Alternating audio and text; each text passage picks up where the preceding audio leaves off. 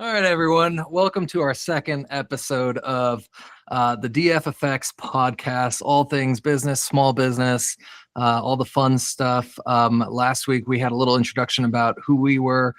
This week, we are bringing on a guest, John West, a really good friend of mine. Actually, we've worked together a lot, but we're going to talk about a concept called ownership thinking, which we'll dive into here in a sec. But before we do, I want to have John introduce himself, a little bit about his background, what he's done, how we got to today. Great. Yeah, thanks, Dave. I'm excited to be here with you. And yeah, I'll talk a little bit about the circuitous path to get to where I got to, I guess. And it's a fun one. It's a little non-traditional. I started writing schedules at a Home Depot. I was putting up nails. They asked if somebody wanted to write schedules. I thought that was a way better use of my time than putting up nails for 6 hours a day. Learned a ton about business that way. Ended up leaving Home Depot to pursue a passion in video games, working at GameStop selling video games. Awesome. They found out that I wrote schedules at Home Depot, and they thought, well, let's have this guy write schedules for the entire company.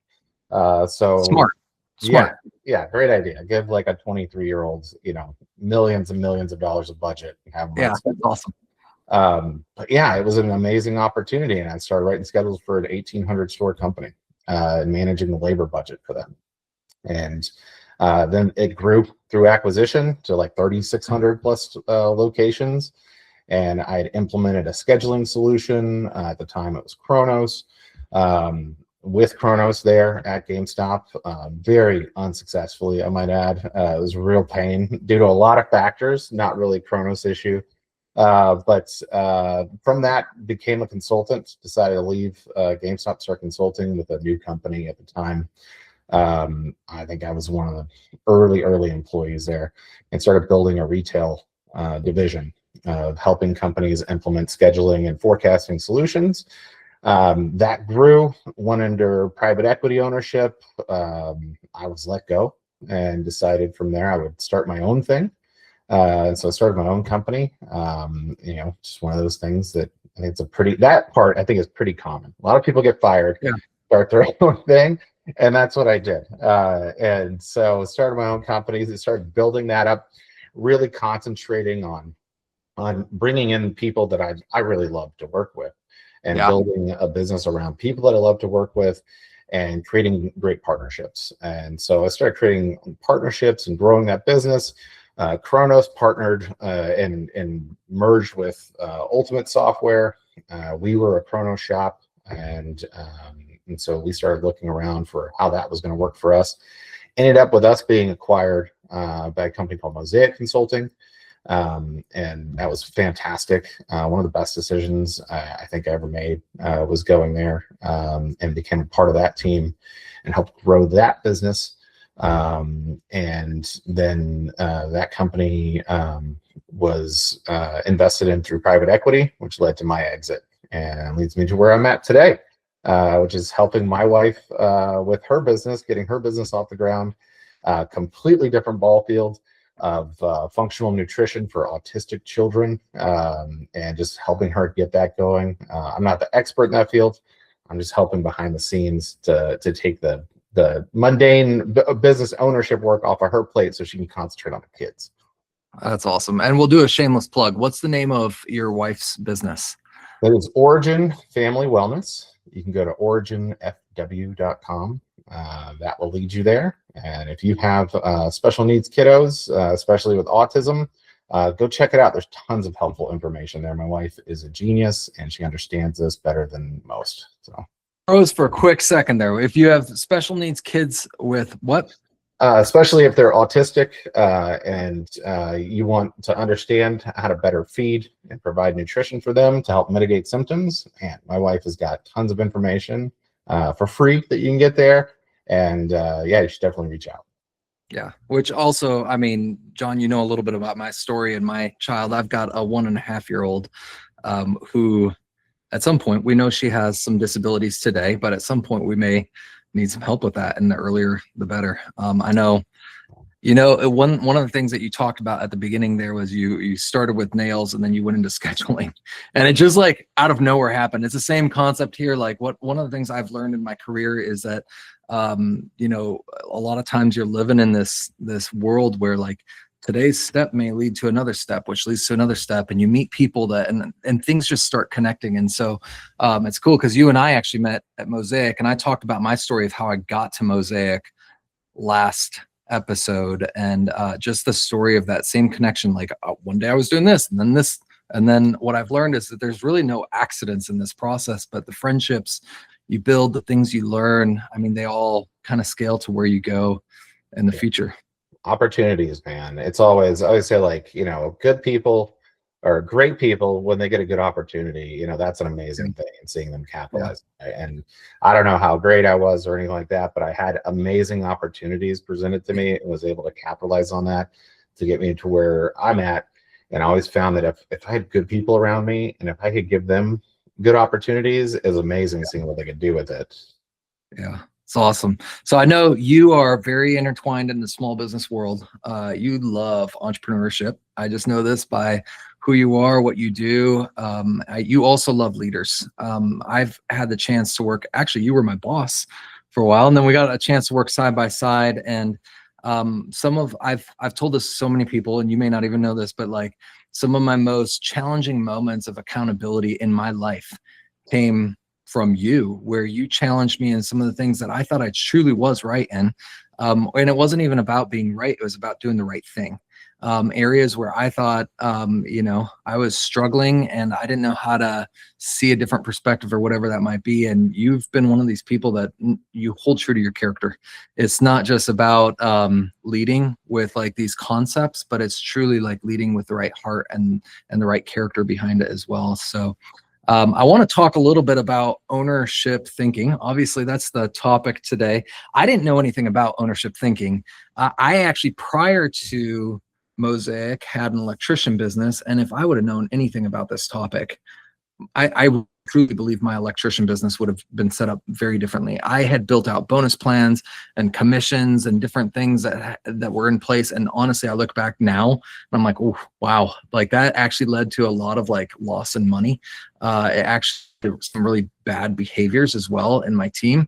I had promoted people from up within, and they may not have been ready to, or they may not have had the right leadership from me in the process. And so when I met you and you introduced the concept of ownership thinking, it really changed my whole view of it's not just about the leader, it's what we set up in place to help empower leaders to do. So can you talk to me a little bit at a high level, like, or I guess the group here, like, what is ownership thinking and why did it even, where did you stumble across it? Why did it matter to you? Like, just tell me a little bit about it. Yeah, the first consulting company I was working with, as it was growing, they had started, through scaling, they started running into some issues of entitlement, right? It was really starting to eat away at like the core culture of the business. And so they somehow came across this concept of ownership thinking and brought in the consultants at the time that ran ownership thinking to introduce it to the company. And it changed the game like immediately. It stopped the infighting, the entitlement, and just started helping everything scale very quickly. And it really came down to core concepts of keeping A players, right, and educating them, right, keeping everybody really educated on what matters in the business. Yeah. Creating measurements that make sense too, Yeah. right? So KPIs that actually matter and that people can understand. And then, incentives, right? Incentivizing things in the right way. Like, what do people really care about? And sometimes it's beyond just money, right? And making things a little bit fun at the same time. So that was a game changer for that company. And it stuck with me. It really reinvigorated the culture. It kept all the entitlement out, right? Which that's one of those things that kills it. And education, I feel, is like the biggest antidote to entitlement, right? Yeah. So Brad Hams wrote the book Ownership Thinking. I've got to throw that out there. It's a great book. I've read it actually a couple times now, and I've got a couple of copies in my office. It's literally like kind of a foundational thing that I even talk to. And when you and I even have conversations, it comes up quite a bit. One of the things that I'm seeing really in small business, I'm sure you see it a lot as well. Owners that want to scale, they want to grow, and they're kind of sitting at this odd revenue spot where they've got a leadership team, but they don't know how to multiply themselves.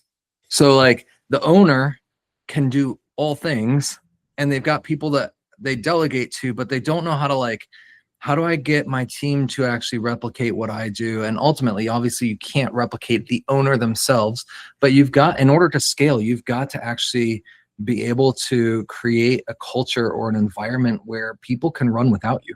And that's what I see as the number one challenge in business. This is great. I love my initiatives. I love the concepts that we're working on. I know where we should head. I know what we need to do to grow, but I don't know how to get like my team to do it. So can you talk about like how this might apply in that type of a setting? Yeah, empowerment through education, right? Like that's Yeah. when you empower and you can let go certain aspects as an owner, and your life gets way better. But you have to know what you're actually empowering people to do, and they have to understand that. And that's where that education piece comes in. So the first piece going into like educating your leaders, what makes your business tick? What actually is the fuel for growth in your business? And helping them understand that. So if it's, hey, we need to sell more widgets, right? Like, okay, Yeah. like make it very clear, like, hey, it's all about selling more widgets. You can now whatever you do, whatever you need to do within these, guardrails, as Yeah. long as it's leading towards selling more widgets and it's not breaking our core values, please go do it. And you don't have to Yeah. come to me unless you think it's butting up against these guardrails, and let them go do it, right? Or here's some areas that hurt our business, right? Cash flow is a big problem, So, Yep. hey, does anybody have any ideas on how we can attack cash flow, and things like that? And it comes down to like, oh, we've got, expenses, and our expense reimbursement is taking too long, and that's killing cash flow. Well, how do you Yeah. address that? And there's tons of different ways you can come to those different conclusions, but they have to understand what it is you do, right? How are you making money? How much money are you really making? They need to understand that too, because that'll help fight off the entitlement piece. Because there's nothing worse than an employee that thinks you're making millions of dollars, and why aren't they getting more? And when the truth is like, hey man, we're getting by. Your contribution is X. That's why I'm paying you Y, right? Yeah. And people understand that. And you go, hey, there's really, especially if you can uncork that a little bit around their own incentives. Hey, the company needs to make X, and if we actually got to that point, you could make more, right? And if Yeah. you tie your incentives to the growth of the company, it's crazy what people start coming up with. Like they actually Yeah. get real inventive when they realize they can directly affect their own outcomes, through Yeah. helping the company. You have to create those relationships, right? So education and measurements that actually make sense to them, like will incentivize them to go get it. So what's wild, and you and I have both seen this. I mean, in the small business world, you lose one employee and it could really impact. I mean, it can really impact your business. And now all of a sudden they've got the secret sauce to your business. You've educated them on so many different things. They've got this secret sauce. I see this underlying fear a lot of times where I can educate, but only to a certain extent. And I've got to keep my guardrails up. How would you approach that? And what would you advise a business owner that there's true boundaries that you got to put in place, but at the same time, you've got to be able to open up so that you can multiply and scale, because it can't sit there forever.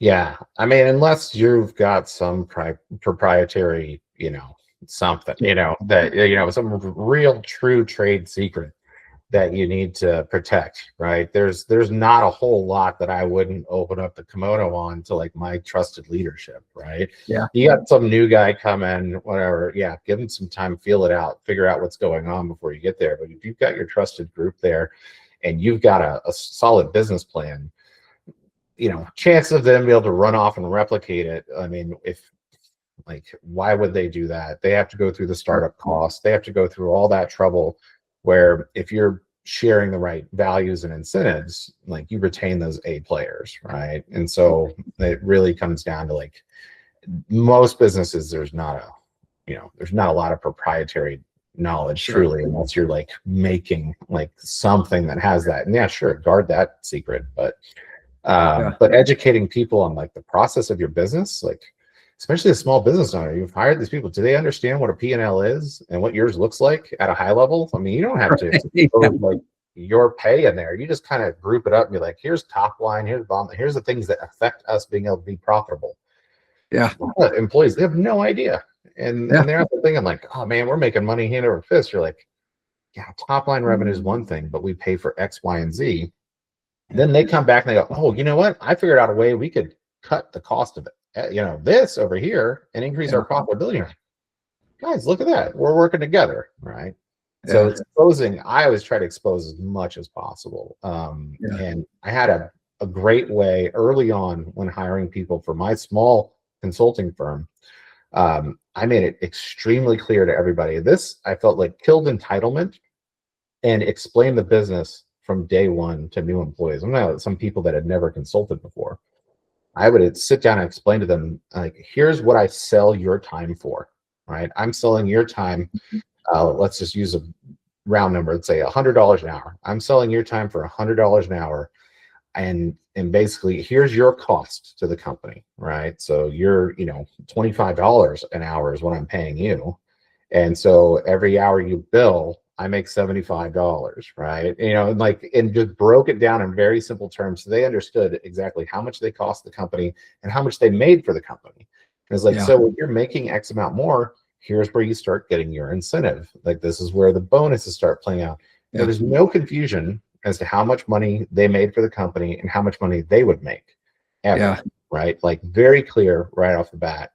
Never had people coming and be like, I should be making more. I'm like, if you want to make more, the answer's right there. Like, you bill more and you make more. It's super simple, right? Yeah, that's interesting, because that was going to be my next question to you is like, how do you actually get employees? So you've opened up the books. Let's say that someone's willing to educate and open up so much and have clarity around it, and then all of a sudden you've got employees that are like, well, that's great. I want to go make more cash for you. I want to increase like profitability. Obviously, I want to do this more efficiently. I want to go bill more, whatever that is. But what's in it for me? How do you typically like tie a plan to that? Like, what does that look like to you? Yeah, desired outcome, right? And measure that outcome and its impact to the business. So, if I've got a store, right, I'm selling stuff in the store and I'm like, hey, like, this is how we make money. We need to sell more stuff. Like, you want to make more money? So do I. Let's sell more stuff, right? And let's connect it to that behavior, right? And it's like, and then as you get further away from revenue lines of like, you get more underlying administrative and other elements and things like that in your business, you have to find the ways that they're contributing to the business, measure that and reward that, right? So if they're able to, you have somebody, they're streamlining the ability to go sell more, great. When that effect starts happening and we start selling more, there's going to be a trickle down. Like, we'll make sure you get rewarded for helping our salespeople sell more, even though you're not the one doing it, right? And so you find those connections to all your desired outcomes as a business owner, and you like, how does this person contribute to us being more profitable? And if you can't find a connection, you might want to ask yourself why you haven't. Like, that's a tough one, but sometimes you do that. Sometimes you hired in some people and they're doing this thing, this function, and then you're like, hold on, is this actually contributing to where we need to go? And you have to start asking those questions like, oh, maybe I can repurpose them, or maybe they can have another task that directly contributes to that. Yeah. I've had that before. I've had somebody that was wanting to make more money and they didn't see their direct contribution to it. And I was kind of going, I'm having a hard time with that too. If you want to do that, we can repurpose some of your time towards some of these direct contributions and you could be bonused right off of that. And problem solved, right? Wow. Yeah. So what's interesting about that too is like, I run into a lot of like business owners. Actually, in the last month, I've talked to like 3 or 4 that struggle with the concept of bonus. Because in their brain, they're thinking, I'm already struggling with cash. I've already got I'm struggling with profitability. I'm struggling with cash flow, whatever it might be. And maybe they're profitable. They just have, some payment terms that aren't beneficial to them, whatever it might be, whatever it is, they're sitting there thinking, how do I bonus when I don't even have cash myself? I'm drawing off a line or whatever it is. How would you recommend or talk to that from an ownership perspective? Because I know how I would do it, but I want to, from your perspective, what does that look like? Because it's not about bonusing out of money you don't have anymore. Yeah, you can't do that. That's a quick way to a downward spiral, right? Yeah. And so, it's getting everybody on the same page, right? Yeah. Like, hey guys, I want there to be a bonus. Let's create a bonus plan that's based off of the company hitting goals, right? Yeah. And I've seen this scaled really far down to like a company that I had where I had, I think, 12, 13 employees at the time. We're like, hey, if we hit this, $1 million target here, we'll all receive this reward, right? Because we already had like individual target bonus, but I was really wanted to push everybody towards a group goal. Yep. And it was a trip to Mexico, right? Yeah. And we were able to do that. And we all put this target together. We talked about where it was a stretch, how it would be hard, but then also each individual's responsibility of how we could get there, right? Yeah. And what we saw that was really interesting is when something happened to someone, say they got sick or something came up with the family, and their target started lagging towards it, and everybody else is like, dude, I'll pick up the slack. Like, I'll see you in Mexico. Let's go, right? And they start, working together. You got these small teams, and you got to say, hey, as a company, we can't pay as much as we'd like to unless we get to this point, right? Yeah. And if it's you and one other person sitting in the room, man, that's fine. Yeah, you got a powerful team too. If it's you and 50 people in the room, right? Like, it's, hey, here's where we have to get to. How does everybody contribute to this? And then you can start tying bonuses to that contribution, right? So you have to be like, sometimes you just have to set a base target. Like, nobody, like, there's no bonus until we actually have money in the bank. Here's the point in which we get money in the bank, guys. Yeah. Right? You have to get beyond break even to like share the winnings. Yeah. So what's cool about this is, like, I know a little bit more about your story. There's probably behind all of this lessons learned. There's some hard lessons learned. Do you want to share with the audience here just a little bit about probably one of your most memorable, that was a decision I made and it wasn't a very good decision. This is why, and this is what I had to do to get it back on track. Especially when it comes to something like incentives or this ownership thinking, right? Because as a leader, if you make the wrong choice, it can have significant impact in the wrong way. Yeah. Boy, picking one significant bad decision of all of them that I've made would be really, that's a tough one. Are you thinking of something in particular?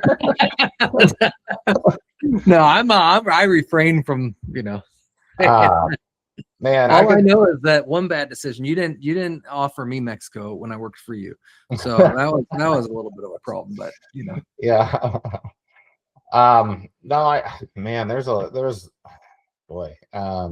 trying to think through some of those areas. When I started my own business, the one thing I'd say, like, how I incentivized that group when I started was actually one of the better things I did. Like, one of the better decisions of how I set up that incentivization program, because it showed in the results. Our retention was outrageous. Like, we did not turn people, because it's so damaging. And the education was really good there. I think overcomplicating things as we scaled. When I went to Mosaic, there was different opportunities, a larger group, right? And you're trying to figure out, like, okay, how do I make this one program work for all type of thing? And then you end up modifying it and you're making 15 different programs. Now I'm trying to track 15 different KPIs. That becomes a nightmare, right? Now my job is tracking KPIs. No, I need to run this business, right? Yeah. Like, it should be simpler. So I think overcomplicating it, taking it too far away from the end goal, right? Whether that's Yeah. profitability, and then breaking that down into like, okay, how do you contribute to profitability? Yeah. Overcomplicating that makes it really hard, Yeah. and making the tracking of that difficult, and relying on too many reports and creating an administrative nightmare for yourself. That's always like where I'd say my biggest mistakes were being a little overzealous and creating this really cool comp plan that now I have to spend half my day figuring out how it actually works, right? Yeah. Yeah. Well, then you gotta actually have data to manage it. You gotta have accurate data to manage it, and then you gotta have, the list goes on.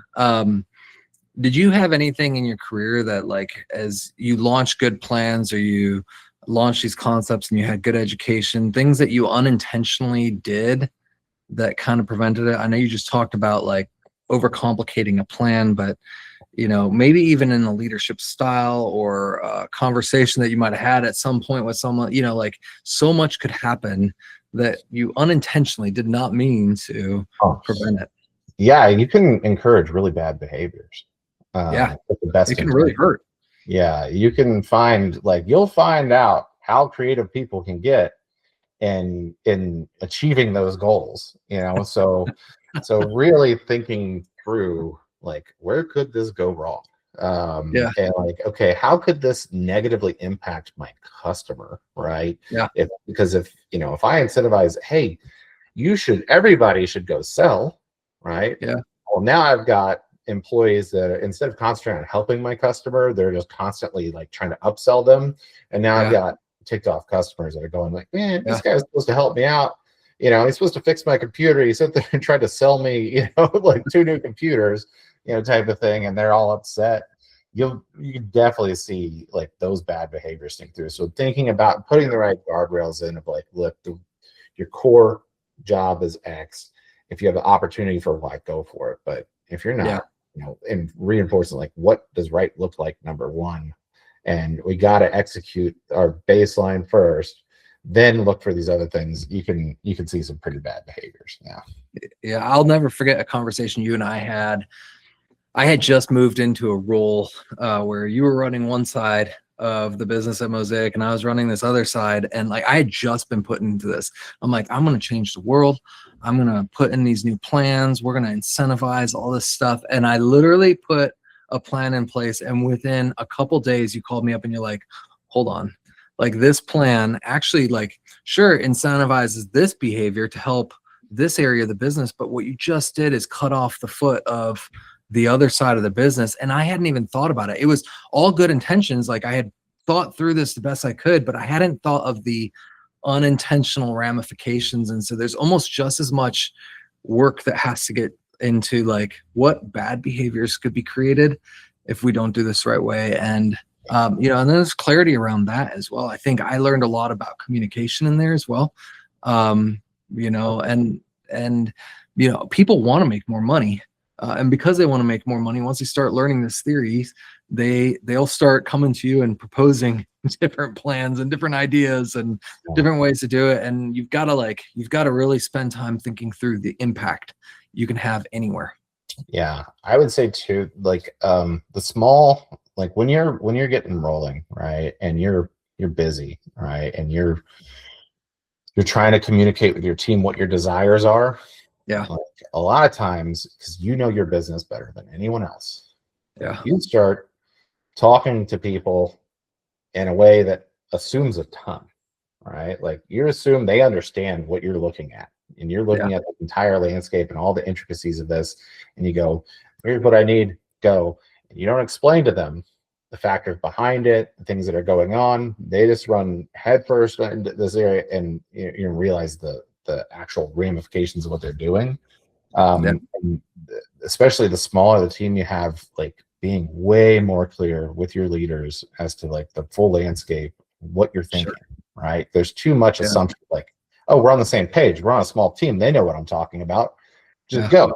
And they're like, crap, I don't really know, but he told me to go. And so I'm just going to try to do this.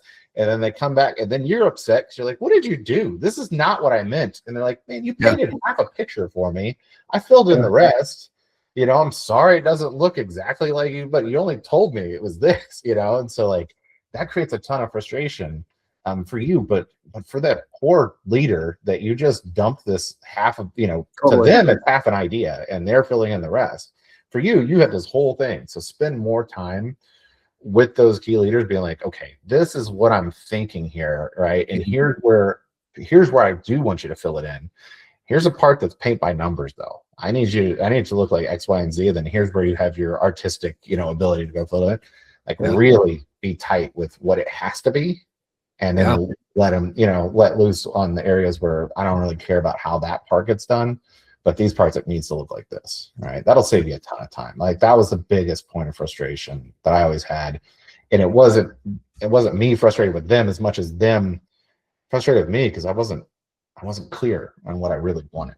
Right? Yeah. So take more time, make sure they understand, and like have them tell you back, like, do you understand exactly what I'm talking about here? And then you're like, oh, okay.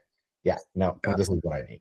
It's like the nature of people. Like my wife and I have this thing where like I'll ask for something, but I didn't ask. Like I left out one or two words, and like we'll joke. We're like, oh, I guess that was the part where I was supposed to read your mind. Like this is the part where I was supposed to know something else that you knew that I didn't know, and that can like that's how miscommunication happens. It's not intentional. It's totally unintentional, but that clarity is so important. And you could screw up the confidence of a good leader that way, where they think that they're not doing a good job when really it's on you. You're not doing a good job of clarifying what it is they need to be doing. And you could really hamper the confidence of really good people that way. And that's hard to recover. Yeah. And I think that's what I was referring to at the beginning when we talk about heart and character. Putting in these concepts is one thing, but the ability to look at this and say, maybe I'm the one that isn't leading in the right way. Maybe I'm the one that needs to be held accountable. Maybe I'm the one that needs to look in the mirror and say, what do I need to change? Maybe they were a really good leader. I just didn't lead in the right way, or whatever it might have been.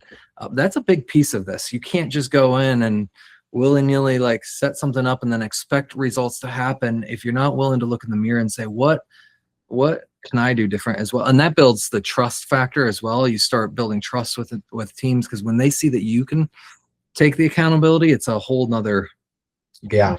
Yeah. That takes me right back to like one of those ownership thinking, like core concepts of like having clear measurements, right? Like your KPIs make sense. Like that removes a lot of that assumption aspect. It's like, no, we know what we're looking for. We know how we measure it, right? Yeah. And then it's like, okay, if we're moving in that direction, then we're good.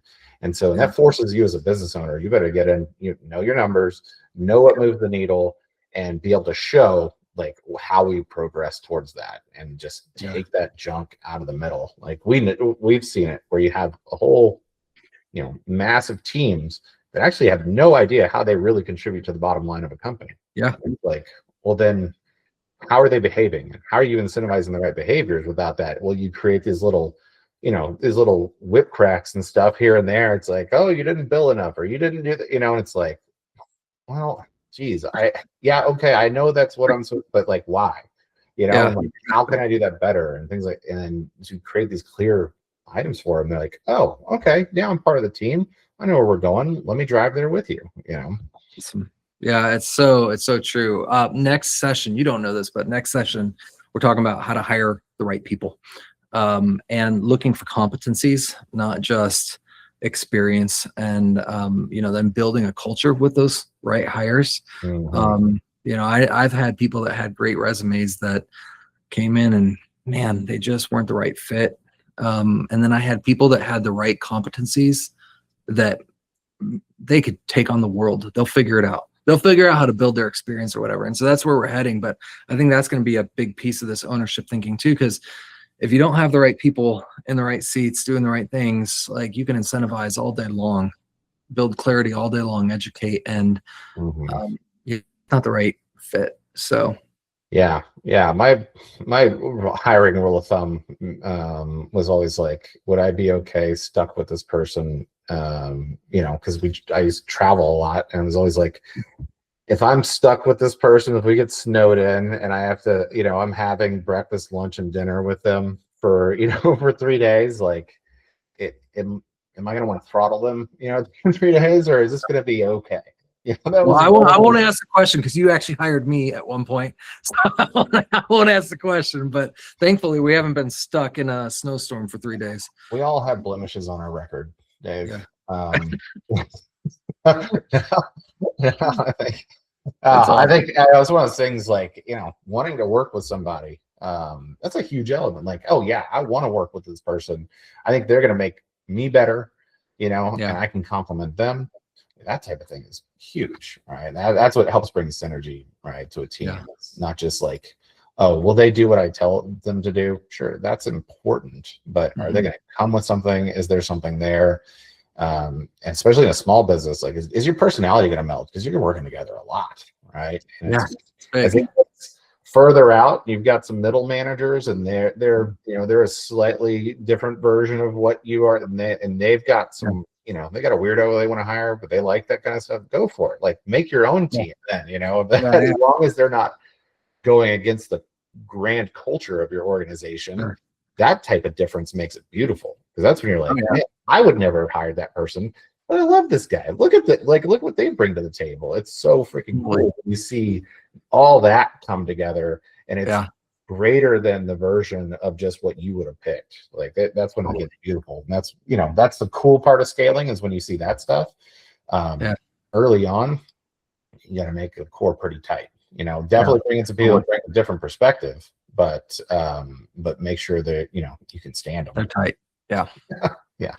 Well, we're gonna wrap up. I do want to end with this. I'd love to have you give one more shameless plug to your business, because again, I know you. I've met your wife. That one time I came down to Dallas, Cowboys fan. I know. Sorry, John's not. We don't mention you cannot plug your team here. This is all Cowboys, Packers.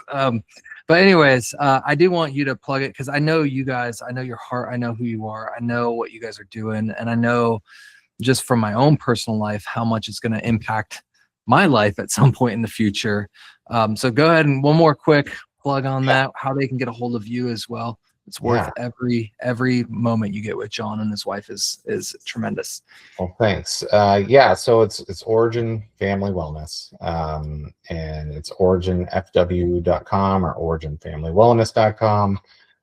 It's fantastic. We have an autistic daughter, and we started working through her symptoms with nutrition instead of medication. And now there's a place for medication. It's not about that, but it is about, there's a ton that we were able to learn and do for our daughter just through how we fed and supplemented her. We've seen amazing results, and it's a wild world out there. And so sharing that with other parents, there's a ton of just baseline knowledge that's just there that doesn't get prescribed, right? Most doctors don't have a background in nutrition.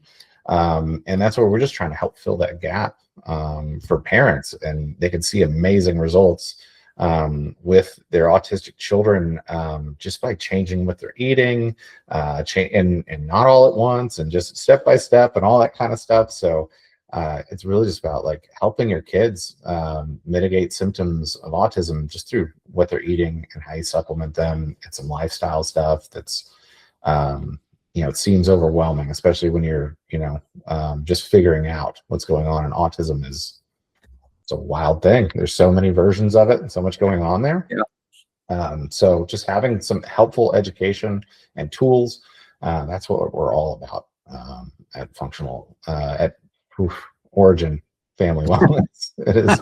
You gotta get your name right. Yeah. Well, we're going to post some information. We'll get it from you, and we'll post it up here so that people can click on the link, reach out, get in touch with you if they need it. We'll post stuff about the DF effect as well, in case you're wanting to learn more about incentive planning. I know at different points I may pull John in and help with different people as well. But we appreciate your time, John. Thank you. As always, you're an amazing friend, and I love having you as a part of our community.